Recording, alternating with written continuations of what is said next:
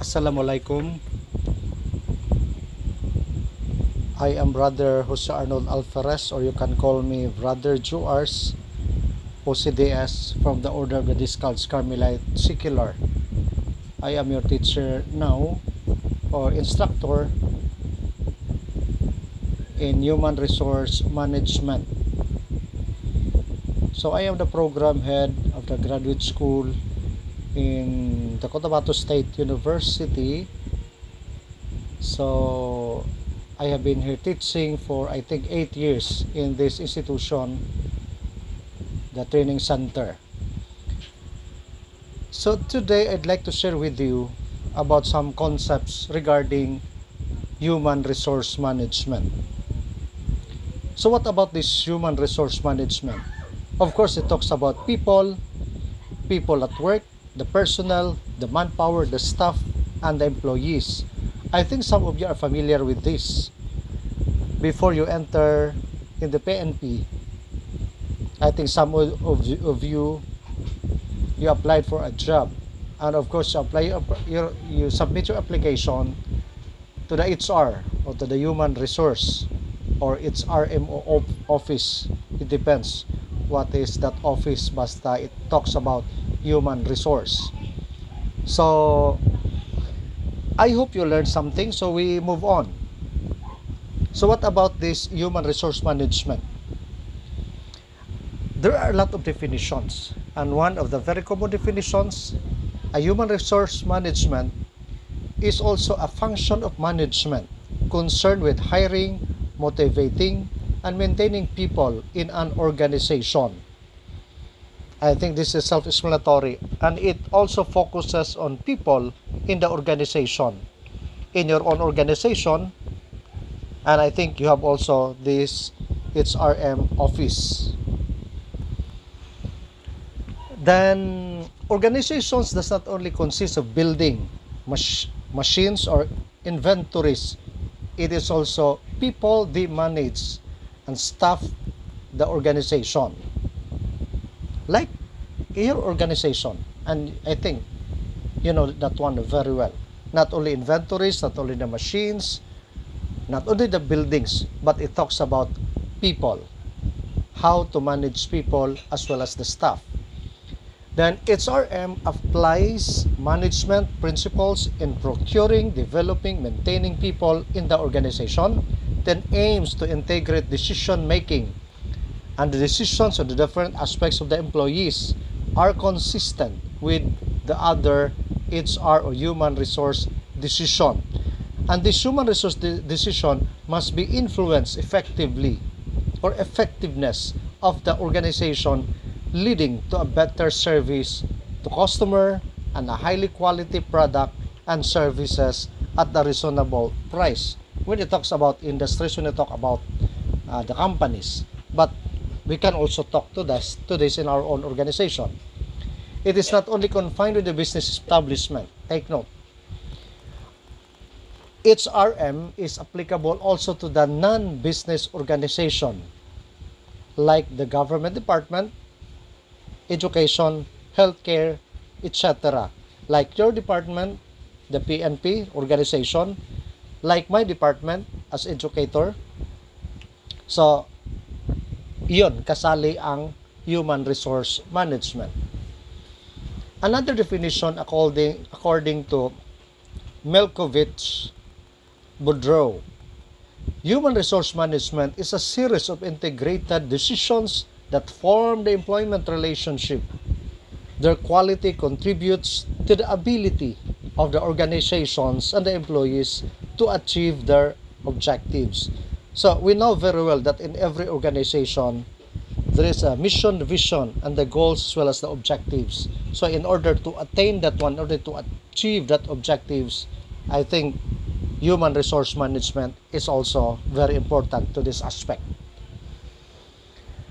From David DiZenzo and Stephen Robbins. According to them, human resource management is concerned with the people dimension in management. Since every organization is made up of people acquiring their services, developing their skills, motivating them in higher levels of performance, and ensuring that they continue to maintain their commitment to the organization are essential to achieving the organizational objectives.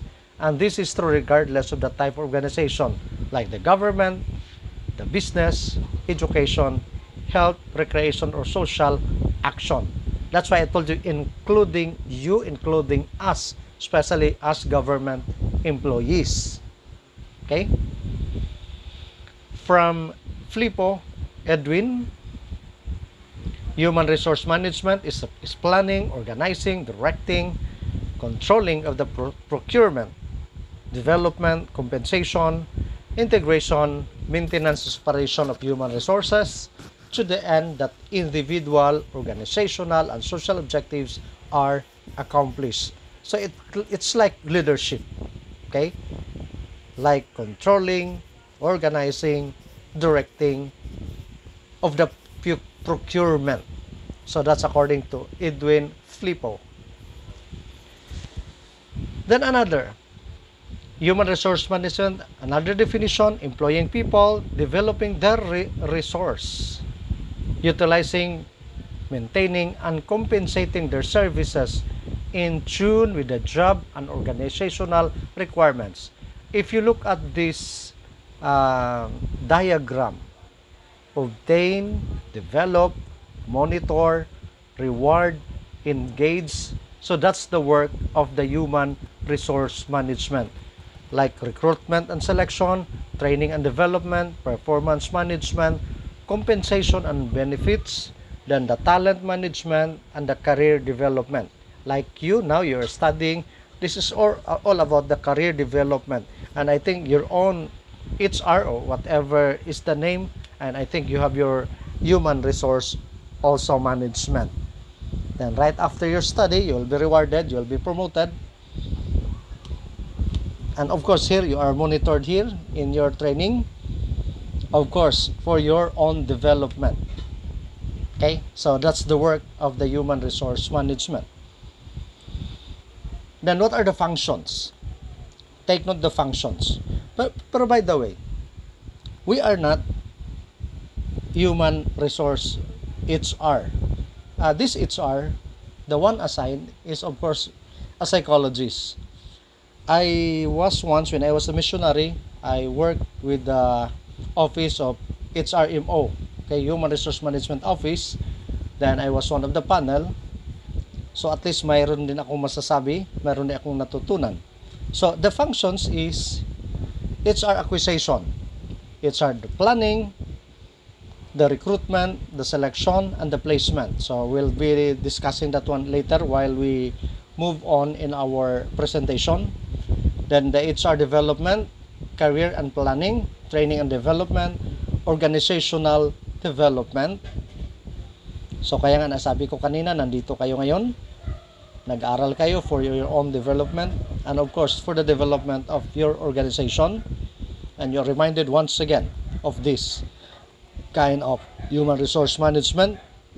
Then the performance and compensation, performance management, then the incentive and benefits. And I think you are lucky with our president giving you, hindi naman lahat times 2, pero at least you have the percentage, kasi may mga rangko naman kayo, pero I believe you still receive. Pero kami mga teachers, we are still hoping, pero malapit na sa bababa, parang pinaasa-asa lang, ginagamit lang ang mga teachers. But well, that's part of the management of the president. But we are still waiting. Then sabi, meron naman daw kami. Hindi yun, kay Pinoy yun, yung aming 3-4 na trans, hindi yun sa kanya, kay Pinoy. Sa kanya, wala pa rin. Sa amin mga teachers, kayo lang binigyan, at saka mga sundalo. And I think you are lucky with that. And that is all about the performance and compensation. Okay? And I think all of you are happy with that. Okay? Happy ba kami? Aywan lang. I think you know, some of you, your wife, your husband are teachers. Alam niyo yan, ang paghihirap ng mga guro. But well, that's more on the management, human management in a broader aspect na, kasi compensation yung pinag-usapan, especially in our government. Then, the motivation and maintenance, empowerment, the health and safety, HR mobility, creating motivating environment, then the industrial relations, discipline and grievance management, then industrial management. So you look at this diagram from the performance and the compensation management, pababa dyan, they are interconnected lahat. We have the human resource information system. So dapat nandyan yan. The human resource research, that's very, very important. The human resource accounting, mayroon kayo dyan. And of course, the human resource audit, mayroon kayo dyan. So you look at the functions. They are interconnected. They are interrelated with each other. If they are interconnected, ibig sabihin, pag mawala ang isa dyan, may kulang. There's a missing link. So therefore, take note of the functions of this human relation management. Now, what about the nature of human resource management? We make happy employees. Malaki yan dyan, no? And I think all of you are happy. Okay? I don't know with you if you're happy. First, nature. Inherent part of management. Selecting people, training, motivating, appraising their performance for improving their quality. And I think naranasan ninyo yan with your boss. Then mayroon kayong appraisal siguro. Pinadala kayo sa training. Pabor-pabor ba yung training na pinadala? Motivated ba kayo? Paano kayo siniselect from your boss? So that's the point there. Then, pervasive function present in all levels of management in an organization. Third, action-oriented. Solve problem through rational, balance, policies rather than record keeping. So, action-oriented ha, it should be balance, rational policies rather than record keeping. Hindi lang nakatago lahat doon for the sake of keeping the record. Then it should be people-oriented. Human resource management is all about people at work. Assign jobs, produce results, rewards, motivate them towards improvement in productivity. So like you, after the training, you'll be rewarded. And why? Because you'll be promoted with your rank. Okay? And that's part of your motivation. Okay? Then the future-oriented, also one of the nature, future-oriented, effective human resource management helps organization meet its goals. So in every organization, I told you, there's a mission, vision, the goals and objectives. Dito nga sa training center ninyo, pagpasok ninyo, nandyan nyo, no? The mission, vision, the goals. I don't know kung memorize ninyo yan dito sa ating training center. Okay, that's part, the future-oriented. Then, development-oriented. Human resource management develop full potential of employees through reward, training, job rotation. Na-experience niyo ito. Okay? If you do good, you'll be rewarded. Magkaroon ka ng star. Tama ba? Then, you will not stay in one place. There is a rotation. What is the danger pag palagi ka, all of your life, dyan ka na-assign? Over familiarity with people, abuses, that's the possibility. That's why the rotation of your job is also very, very important. Not only the place, but your job. Okay? Then, integrating mechanism. The human resource management maintains cordial relationship between people working at various levels in the organization. So, HR should know how to integrate everything, especially to the relationship of people working the various levels. Yun bang walang pabor-pabor? Then, comprehensive function. Another nature, workplace signifies people working at all levels. Human resource management differs from form and shape, but the basic objective of effective utilization of human resource remains the same. Okay? Human resource remains the same because it talks about people. Then, continuous function. The human resource management is not only a one-shot deal. It requires a constant awareness and alertness of human relation in everyday operation. Notice that's why you have a subject now here about human resource management, because you'll be reminded once again as part of the organization. And I think sana may matutunan tayo dito because we are part of the organization at malaman din natin kung ano yung trabaho, ano yung nature, ano yung functions. Alam na natin yung functions ng human resource management. If you know that one, then you can contribute a lot. And who knows, after the training, you will be assigned in that office. Okay? Dealing with people, especially in the human resource management. Then number 10, based on human relations, every person has different need, perception, expectations. The manager should give due attention to these factors. The manager should give. If you are the manager, if you are the leader, should give attention, because one of the nature of human resource management is based on the human relation. Each one of us, we have different needs, of course. We have different perception and expectation. And with that, the HR should know how to address that need, that perception, that expectation. But for us member, we have to know how to compromise everything, how to integrate. Okay? What about the scope or the capacity of the human resource management? First, human resource planning fill various position. Okay? If there is a bakante, so therefore trabaho niya i-fill in. Dito kailangan ko ditong IT na police, kailangan ko dito na singer as a banyan siya ma-assign, kailangan ko dito na magaling sa engineering, kailangan ko dito driver. So that's part. Planning, you fill that position.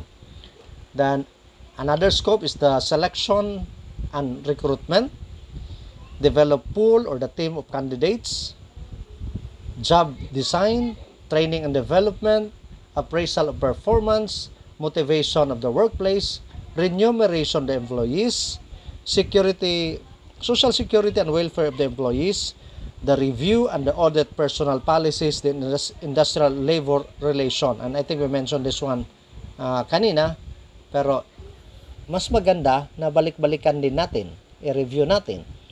Sa selection, pool, or the team of the candidates, you are lucky that you are selected to study, and you are selected before that you were able to join in your organization. Then what about the job design? Okay, your assigned authority and responsibility, training and development, developing your key competencies. Like here, kahit na malabo tayo kasi wala tayong face-to-face, ang ganda sana pag mag face-to-face, pero pagtiyagaan lang muna natin ito kasi wala man tayong magawa. Sinabi ko nga dito ni Ma'am Tukas, kung pwedeng face-to-face, mas maganda kasi para magkakilala tayo. But the problem, because of the pandemic, may problema tayo. Then motivation of the workplace, develop enthusiastic workplace. Hindi yung patay-patay, hindi yung boring na workplace. So it's up to you as member of that organization. Remuneration of the employees, I think sinabi na natin ito, equitable, consistent, equitable compensation. Yung iba nagreklamo pa rin, yung mga SPO1 times 2, kami na mga SPO3, mag SPO4 ng iba, yung patrolman ang times 2 pala, no? Tapos kayo ilang percentage, 85%, 75%. Pero what is important na dinagdagan kayo and be happy with that. Equitable, consistent, equitable compensation. I think you are compensated with your work. Nung una na hindi kayo na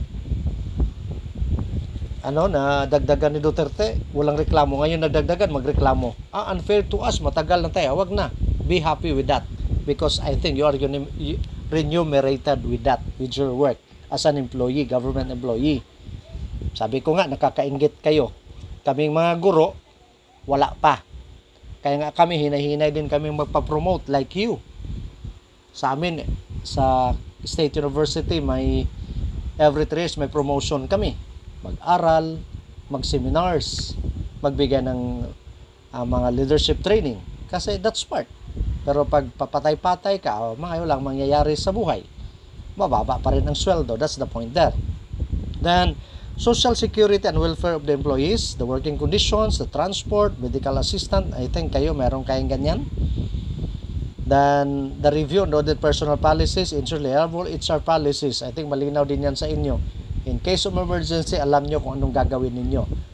Industrial labor relation, ensures healthy union. Management relationship, the settlement of dispute.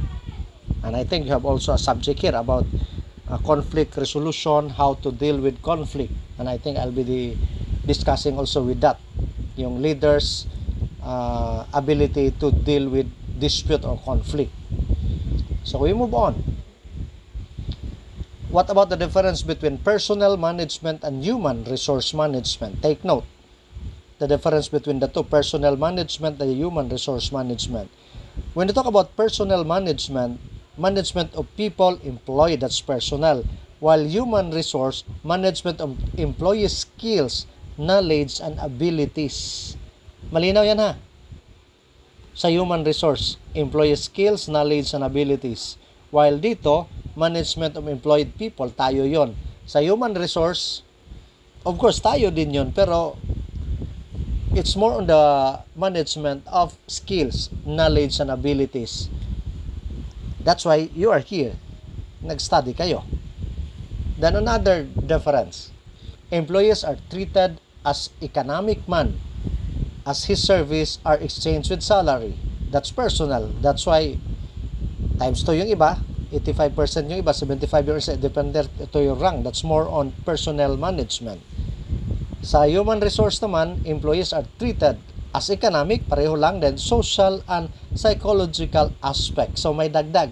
Economic lang dito, more on money lang, salary. Samantala dito, social and psychological man.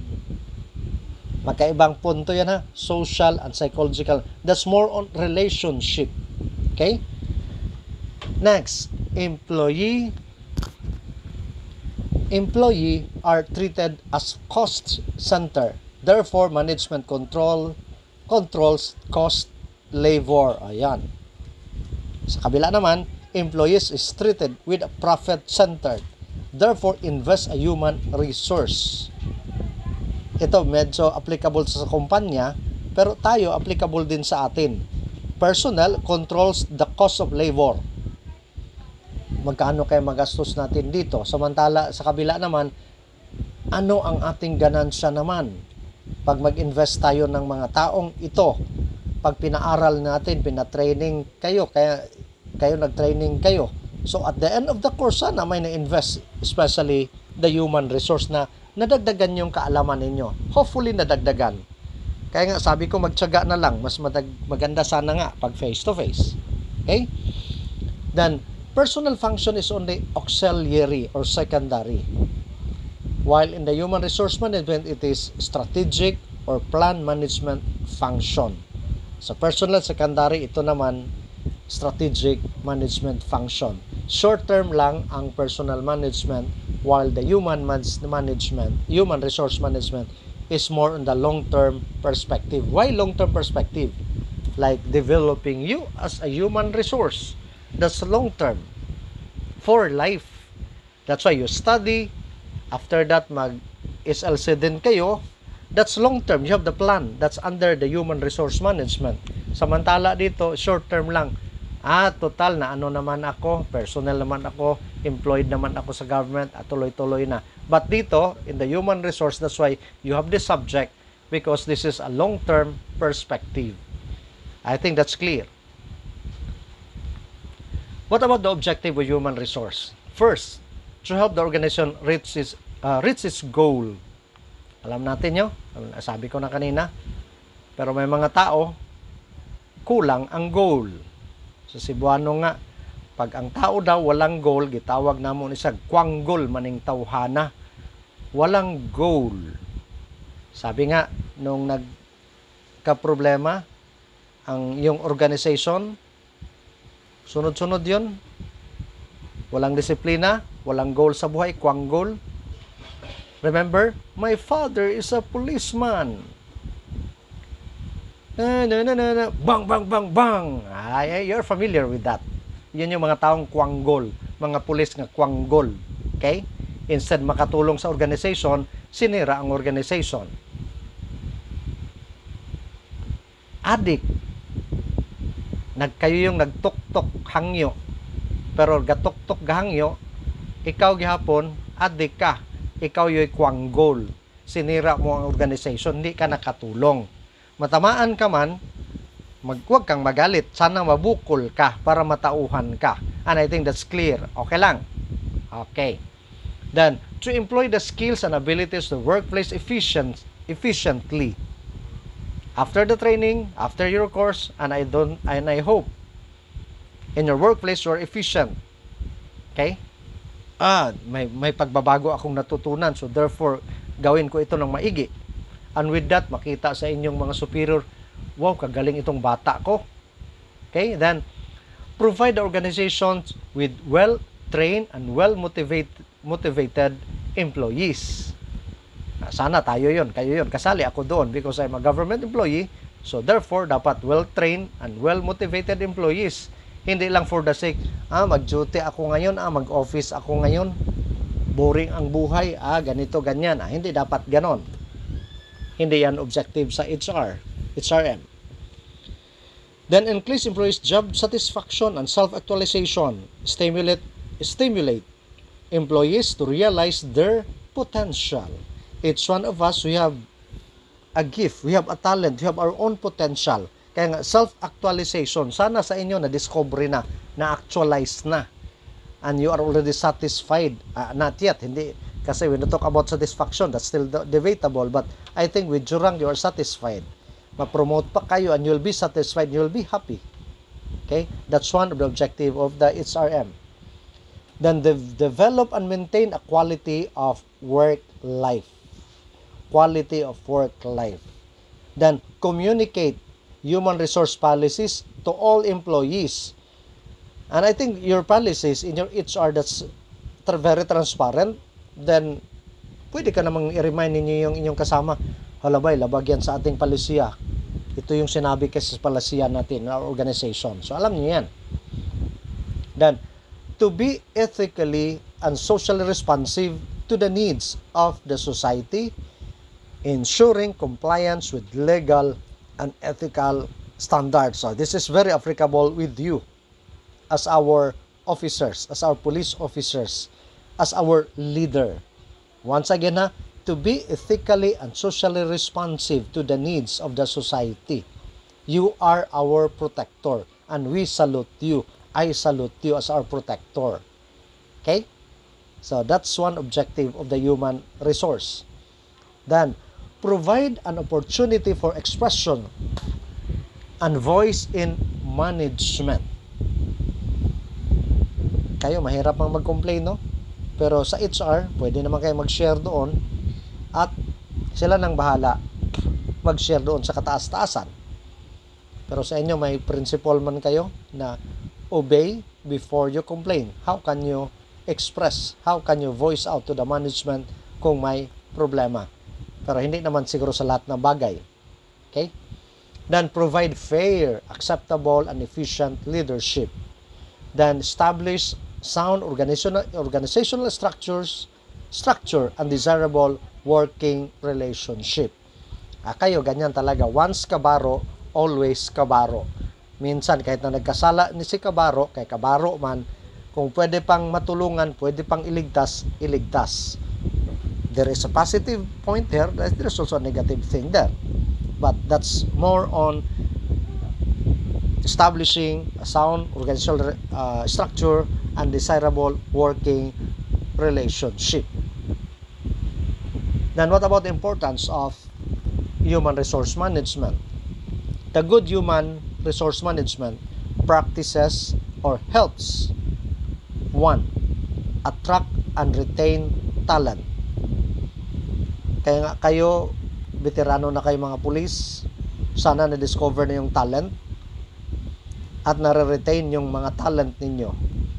Walang masasabi, wala akong talent, kasi akala ng iba, talent lang sa awit, sayaw. Hindi naman. The talent that's very general. Magaling ka magsulat, magaling ka magdaldal, magaling ka magtikal, magaling ka magpanday, lahat-lahat.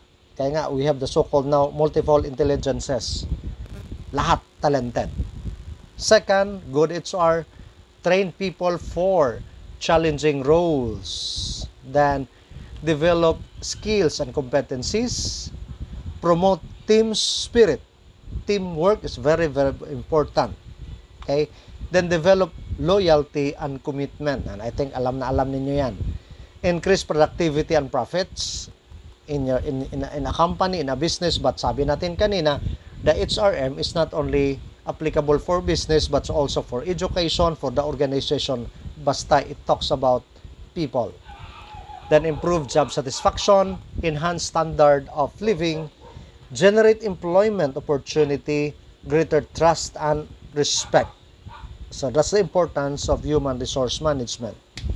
Now, what about the quality of this human resource manager?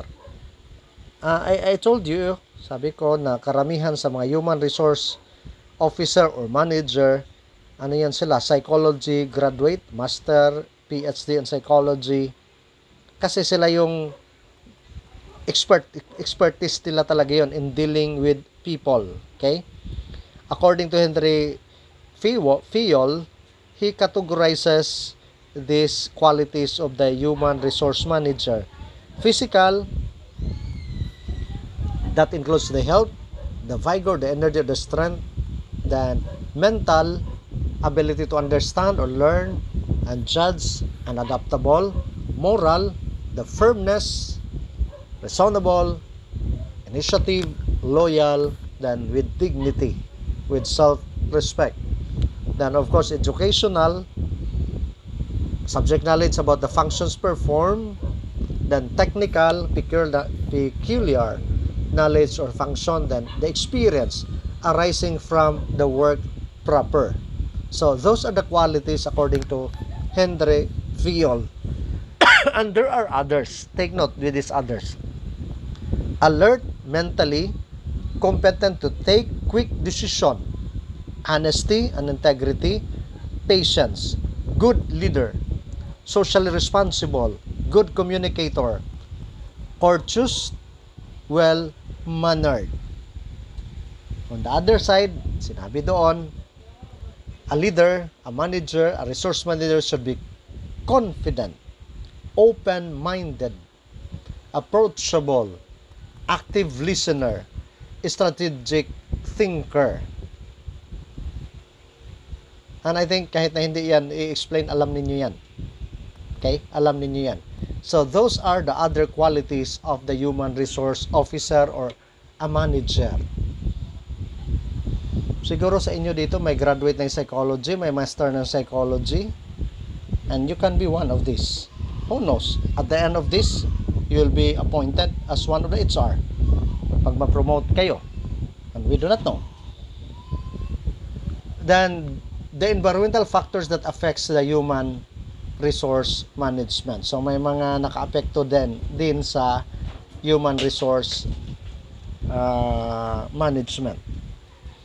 The economic environment, the legal environment, the technological environment, the sociocultural environment. So that affects, or the factors that affects the human resource management. What about this economic environment?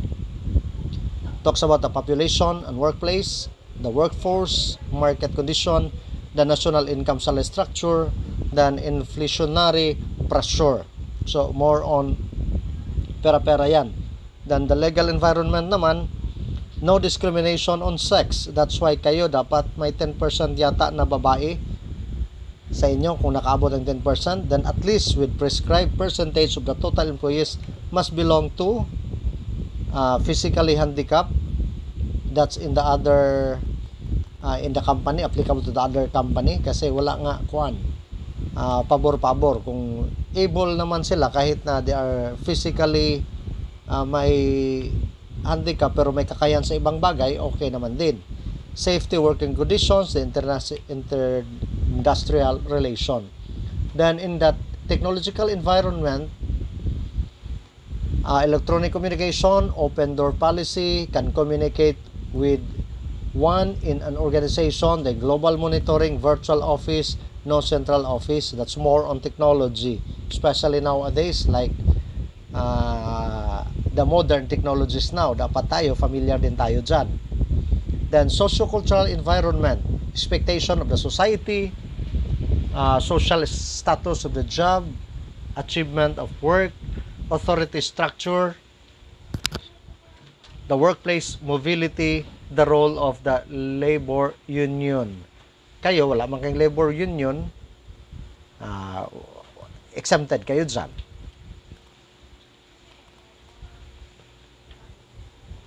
Then, there are issues, emerging issues in the human resource management or in the future resource management, influencing factors. The increase in size of the workplace. I think nabanggitan natin ito. The composition of workplace. Ito. The rising percentage of women in workplace, demand for equal pay, and gender inequality. That's an issue now. And I hope in your organization, hopefully in the future, magkaroon kayo ng head na general na papalit ni Albayalde ba yan? Ang inyong chief ngayon, dapat babae na para makita na kaya pala ng babae. Okay? Kasi that's an issue now. Okay, then employees' expectation as workers are better educated, more demanding, voice strong financial and non-financial demands is ever growing and expanding. Ayan. May mga ganun ding mga employees. Then, changes in technology, the increase in automation, modernization, and computerization. Employees must update their knowledge and skills constantly. This will necessitate constant training at all levels. So, that's an issue now. Sabi nga, especially with the modern technologies, dapat may alam din tayo. Kaya nga ako, hinay-hinay, pagdating dito, at least may kunti tayong alam na hindi tayo mabihind. Hindi ako mabihind sa mga estudyante. Nakita ko nga itong recorded lecture, parang nasa classroom lang din. Kung pakinggan mong maigi, the same topic. The only thing there, hindi face-to-face, pero this is one way. Kasi minsan, pag mag-virtual, especially Google Meet, mag-Zoom, the problem is the connection, especially here in Parang, grabing connection. Problema talaga, okay? The internet connection. Then the lifestyle changes. People are ready to change jobs, shift locations, start up companies, and even experiment with untested ideas. So that's another emerging issues of the HR. That's why there are some of the police officers na police na nag-change pa rin ang kanilang direksyon, nagbago pa rin. Okay? Umalis sa pagka-pulis. Okay? Kasi yun talagang issues ngayon. Then, environmental challenges, privatization effort, example in India, will gather a momentum. So, that's in their place. But what about in the Philippines? Okay? Burden of training and retraining the falls and shoulders the human resource management. The reserved categories, the minorities will lose importance during the selection of the employees. Ayan. And I think dito happy tayo sa Pilipinas kasi if you are a minority, if you belong to indigenous people, you are given importance. Okay? Basta qualified ka lang, yun yung kagandahan sa atin. But in the other place, may problema, especially the minorities. Then the personal function, another emerging issues, job redesign, the career opportunity, productivity, the reward, the safety and welfare, the talent hunting, developing and training, lean and mean management, goodbye to the old employees, the labor union, the healthcare benefits. So, nagdiniman kasi ang minsan mga empleyado dyan, mga personnel. So, yun yung mga emerging issues or the future issues influencing factors of the human resource management. Then what about the roles and responsibility of HR professional in changing environment? So take note, hindi man tayo HR, pero at least may alam tayo. Okay? The role and responsive first is focus on the strategic human resource issues. Issues have to be identified and dealt with adequately. It will act as an inbuilt advantage. So, yun. Pag HR ka, dapat ito yung gawin. Strategic human resource issues. There is a need to focus on that. Then, proactive action. Not on reactive basis. Putting action in practice before an issue arises. Kaya sabi nga, be proactive. Do not be reactive. Okay? Kasi the tendency of the human person talagang react agad tayo. Okay? Then, developing integrated human resource system. Well-balanced system without lack of coherence or unity in function. Then working as a change agent. Okay. Working as change agent must perceive the need for change and initiate it. HR professionals must play an active role. So that's their role. Okay? Yung be a change agent. Then marketing HR potential must have ability to prove their contribution to industry or to enterprise. Especially, sabi ko nga, when I talk about business, but it can be applied with your organization. Then, outsourcing HR functions. The business instructs an external supplier to take responsibility and risk and for human resource function. So, that's more on business, but still, I told you, we can apply to our organization. Then what about this human resource planning? This is very, very important. According to Geisler, the manpower planning is the process which includes forecasting, developing, implementing, and controlling by which a firm ensures that it has the right number of people and the right kind of people at the right place at the right time doing work for which they are economically most useful. That's according to Geisler when we talk about human resource planning. Another definition of human resource planning, it includes the human estimation or includes estimation of how many qualified people are necessary to carry out the assigned activities, how many people will be available, and what, if anything, must be done to ensure that personnel supply equals personnel demand at the appropriate point in the future. So take note how many people, qualified people, are necessary to carry out the assigned activities. Yan, makafocus yan sa inyong organization. How many people will be available? Okay, so yun yung dapat titingnan. Then another, according to DeCenzo and Robbins, human resource planning is the process by which an organization ensures that it has the right number and a kind of people at the right place at the right time, capable effectively and efficiently completing those tasks that will help the organization achieve its all-over objectives. Human resource planning translates the organization's objectives and plans into the number of workers needed to meet those objectives. Without a clear-cut planning, estimation of an organization's human resource need to reduce or to mere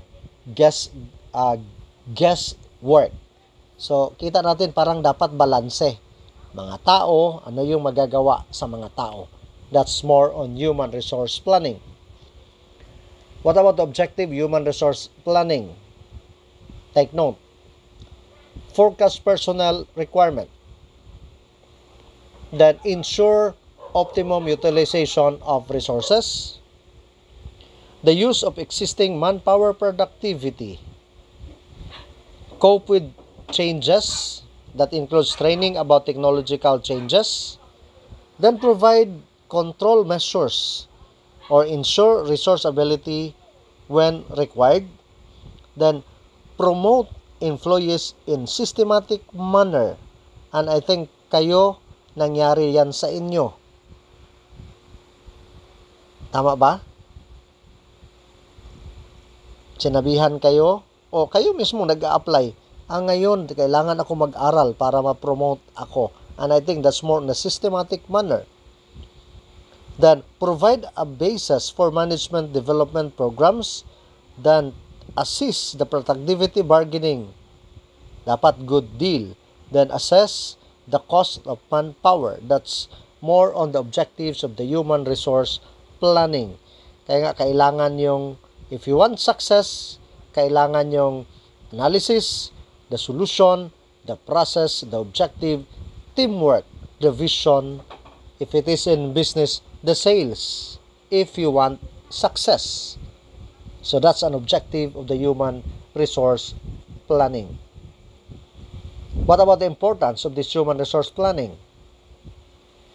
A, the reservoir of talent. Retain skilled people. Take note on this, especially kayo. Kasi pag magdating na kayo sa inyong mga estasyon, may mga bago man dyang mga pulis.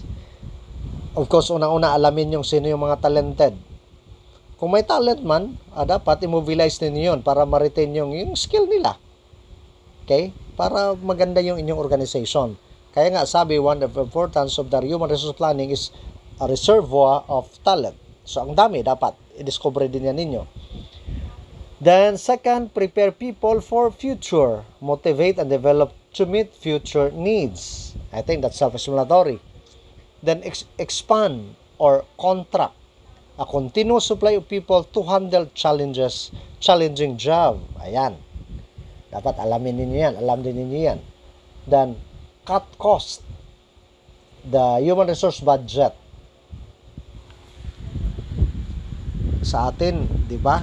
Bureaucratic kasing government, hindi din basta-basta maka-request ng budget, pero ang may alam dyan, of course, nasa accounting, and of course, the HR dapat, alam din niya. Then, the succession planning. Stars are picked for challenging projects. Then, if you want to have an effective human resource planning, set an efficient objective, top management support, kailangan, employee skill inventory, kaya nga sabi ko, dapat alam niyo yung mga talent or mga skill ng mga empleyado. Sinong singer, sinong magaling sa computer, sinong galing sumayaw, sinong magaling mag-MC, basta lahat na talent, sinong magaling magsulat. Then, human resource information system. Then, if you want to be effective sa resource planning, coordination is very, very important. Then sabi nga, that one of the motivation is have to give reward and for the growth and of course education. That's the importance of the human resource planning.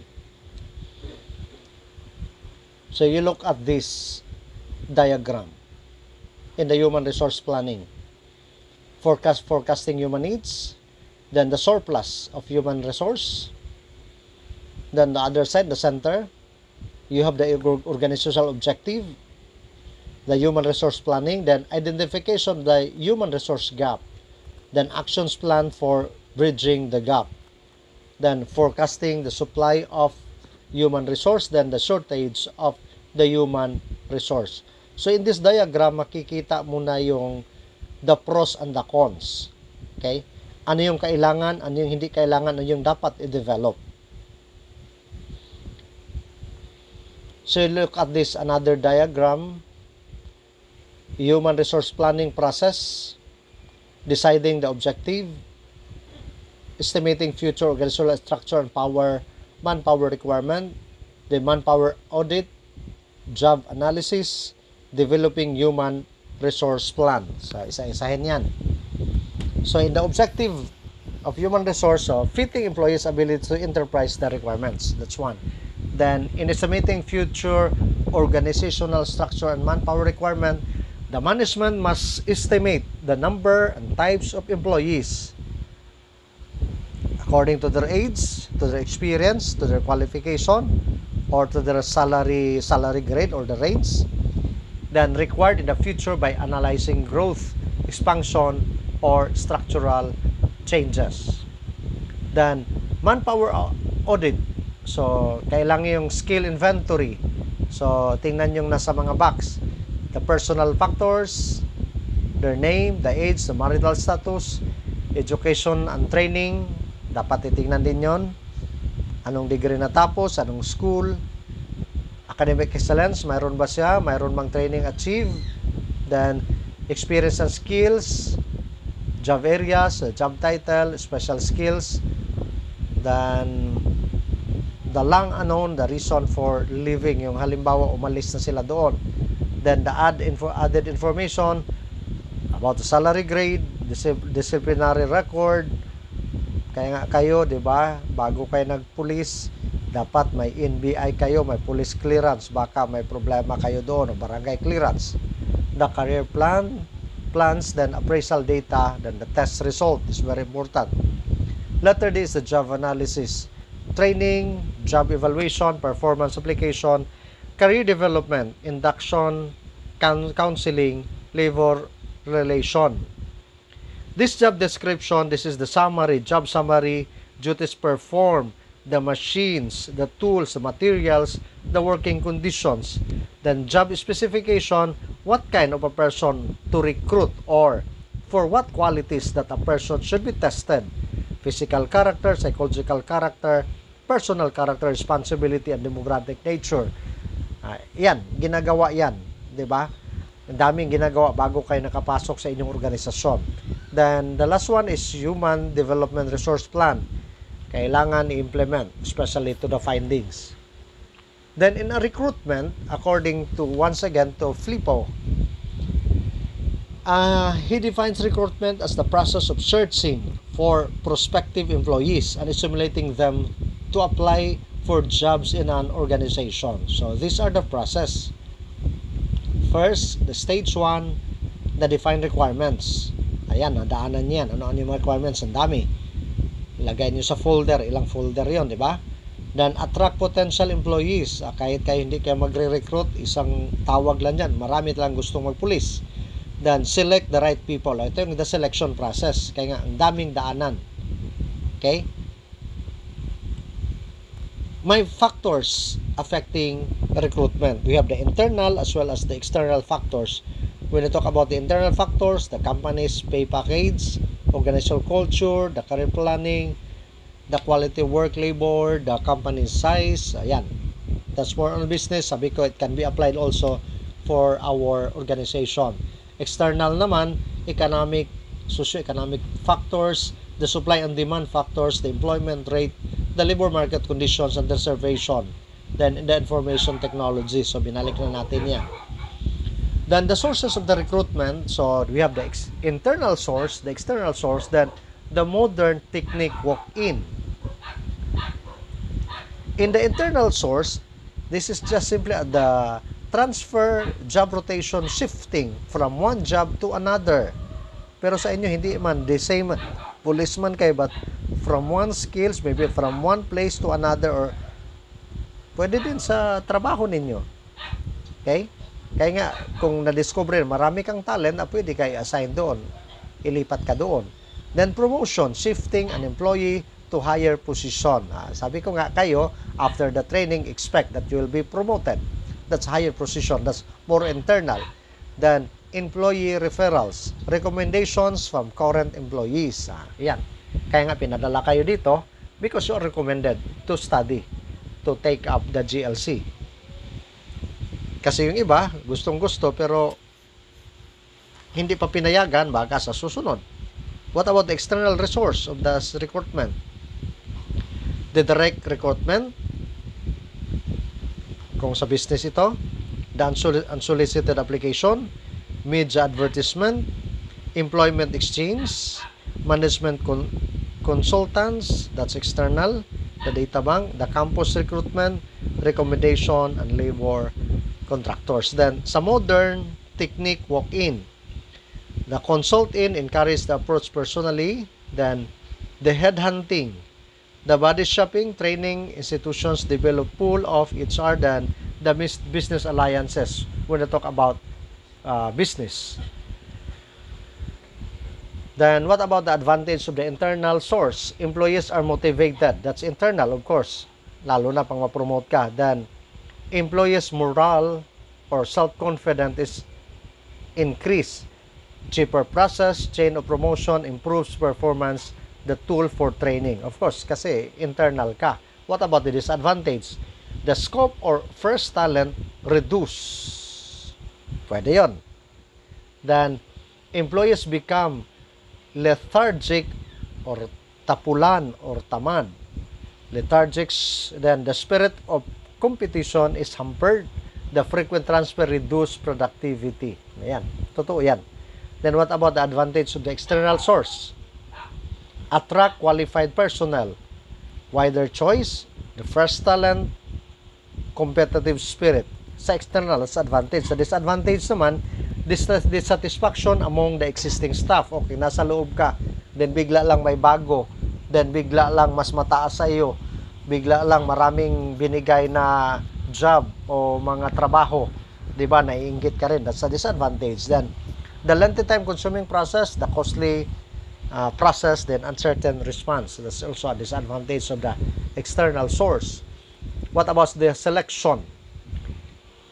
Selection is the process of picking individuals to have a relevant qualification to fill jobs in an organization. Then the basic purpose is to choose the individual who can most successfully perform the job from the pool or from the collection of the qualified candidates. Kaya nga, pag mag-apply sa inyo, no, hundreds nag-a-apply pero ilan lang ang makuha, ilan lang ang ma-qualified. Yung the pool of qualified candidates. Because they are selected and kayo, you are selected. Hindi kayo basta-basta nakapasok sa inyong organisasyon. So another definition, selection is the process of differentiating between applicants and in order to identify those with a greater likelihood of success in the job. Of course, ito talagang fit ito na magiging pulis. Kung sino man yung nag-select, alam na alam nila yan. Bright ito, pasado ito, okay ito, agility, ayos na ayos, leksing katawan, ayan, alam na alam yan. That's part of the selection. Another selection of the candidate with the right combination of education, work experience. Advantageous ba?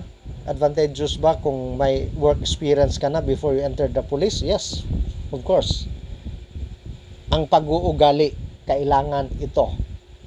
Okay? Pag-uugali. The attitude and the creativity will not only increase the quality and stability of the workplace, it will also play a large role in bringing the management strategies and planning to fruition. Okay, that's selection. What about these factors affecting the selection? There are also the external environment, like the supply and demand of specific skill. Magpulis na lang ko kay ana. Engineer man ko, ganito, ganyan. That's an external. Then, unemployment rate. Tingnan nyo ha. Sayang, nurse man ko. Magkuha na lang ko, pulis kay ang nurse, gamay kay sweldo, may pay pulis. Ayan, that's part of the external. The legal and political considerations, that's one. Then the company's image. Gusto akong magpulis kasi pag pulis, ipagtanggol ko ang aking bayan. Okay, ang ganda, no?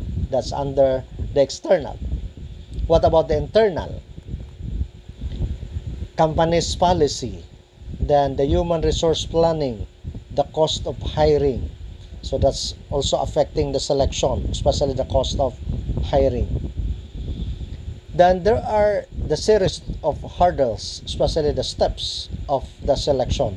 We have the reception, the screening interview, application blank, selection test, selection interview, medical examination, references check, then hiring decision. The final decision whether to select or to reject the candidate. And I think lahat kayo nadaanan ninyo ito. At saka sobra pa. Yung last, the hiring decision. I think may last deliberation, then may interview pa kayo. Bata, pumasak ka. You are accepted to our organization. Congratulations.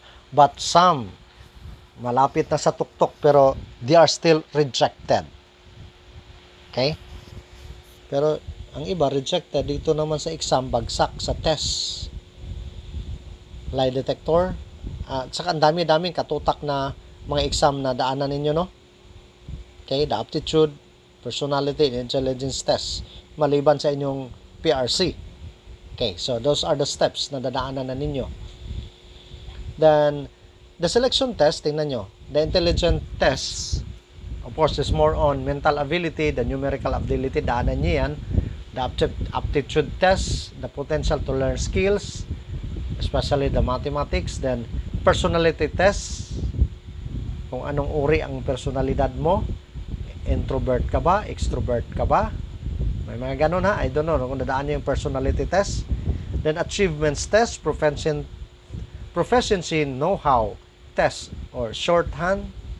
Then simulation test, assess the potential of the employees by making them solve problem. Then assessment center, in a separate room, employees are assessed through multiple assessors. Then the graphology test, parang hindi nyo ito nadaanan, no? To examine the lines, the trend, curves, determining the ability, the fluorescence person, handwriting, and emotional makeup. Then the polygraph, and I don't know, nadaanan din nyo ito.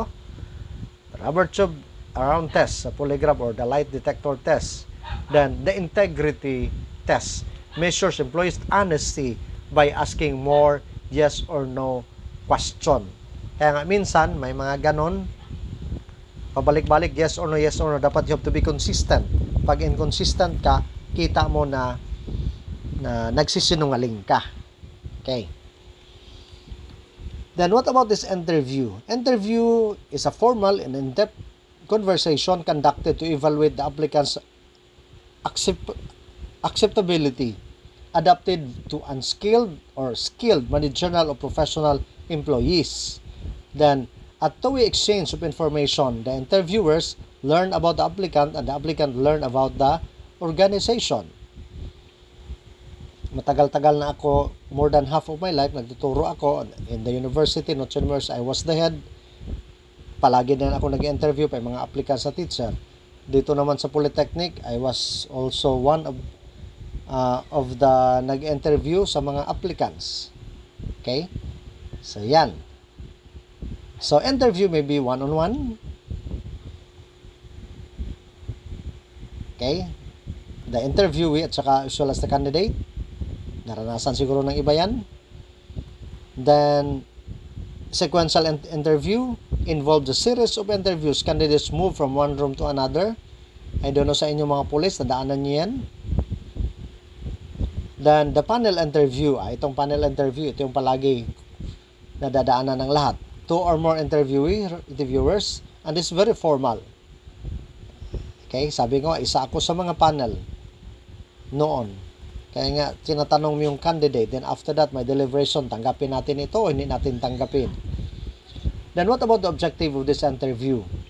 Helps obtain the additional information from applicant. Then facilitates giving general information to applicant. Then help build image of the organization. Pero kayo, meron pa kayong yung BI. Punta kayo sa mga bahay-bahay. May naka-assign. Pinupuntahan, tinitingnan kung anong pagkatao itong candidate na ito bago magiging isang ganap na pulis. Then there are kinds of interview. Preliminary interview, screening the applicants. This afford him freedom to decide whether the job will suit him. Kaya mo kayo magpulis? Okay? Then, the non-directive interview, recruiter asks question that comes to mind. This allows applicant to talk freely. May mga ganon din ha. Then, The directive or structured interviews. Recruiters use a predetermined set of questions and comparisons are made among the applicants. Nangyayari din yan. The situational interview, applicants is given hypothetical imaginary incident and asked to respond to it. Kung ikaw ay nasa dagat, nakita mo ang iyong mama at saka iyong girlfriend, sino ang ililigtas mo? Ang mama mo, ang girlfriend mo? Ayan, that's more on situational interview. What about the behavioral interview? Focuses on the actual work incident. The applicant must reveal what he or she do in a given situation. If you will be accepted, ito yung the usual, what can you contribute to our institution, to our organization? Dal-dal yung applicant. Do you have a talent? That's more. Yes, I have. What talent? I can sing, I can sing. Can you give us sample of singing? Awit ka agad yan. That's more on this type of interview. Stress interview. Interviewers attempts to find out how applicants respond to aggressive, embarrassing, rude, and insulting questions. May mga ganon din. Okay? Kaya nga, bakit kailangan niyang ganon? Para makita yung pagkatao mo talaga. Okay? Then, of course, sabi na natin yung panel interview. That's very formal. Then, there are errors in interviewing. Take note. First, the halo effect. The interview should assess the whole of the candidate's personality and should not be led away by one trait or achievement. May mga ganon din. So, mali din yon. Then, leniency or mercy. When a candidate is rated by two raters, the rating may be different. One with high score and the other with low score, which result in error. Pero pag ganun mangyayari, dapat mag-usap-usap. Hindi lang yung hayaan. Then, projection. Interviewee expect his own qualities, skills, opinions, values as he resembles his age, voice, and background. Then, stereotyping. That's another errors. This error arises when interviewer have already formed mental association between particular community, culture, and origin. This is an undesirable quality of an interviewer. Very stereotype masyado. Ibig sabihin, binabox mo na yung tao. Bisaya ka man, hindi ka na pwede, kay ganito, ganyan. Muslim ka man, tausog ka man, Maranao ka man, Ilonggo ka man. Okay? Ilocano ka man. Mga ganon. Kita niyo stereotyping. Then we have also the placement. Is an important human resource activity. Placement is actual posting of employees to a specific job. That's placement. It involves assigning a specific task and responsibility to an employee. So, maganda din ang placement. Then, placement decisions are taken after matching the requirement of job and a qualification of candidates, especially kung nasa kumpanya ito. Then, organization put new recruits on provision period and closely monitored. Mayroon yan, especially sa amin. Pag baguhan ka, bagong teacher ka, you are given at least 2 to 3 years, then you'll be after 3 years, magiging permanent ka na. After 2 years, na depende yan sa organization. Pero kayo, as police officer, diretso naman kayo, no? Once you pass, nag-take out kayo, and you will receive the salary, then join the training. Okay? Then, of course, you'll be closely monitored. And with that, I'd like to thank everyone, and I hope you learned something. Once again, I am Brother Joars Alferez. You can call me Sir Joars, you can call me Brother Joars. Siguro magtatanong kay, bakit brother? Because I am a member of the Order of the Discalced Carmelite Secular. Dati sana ako magpapari.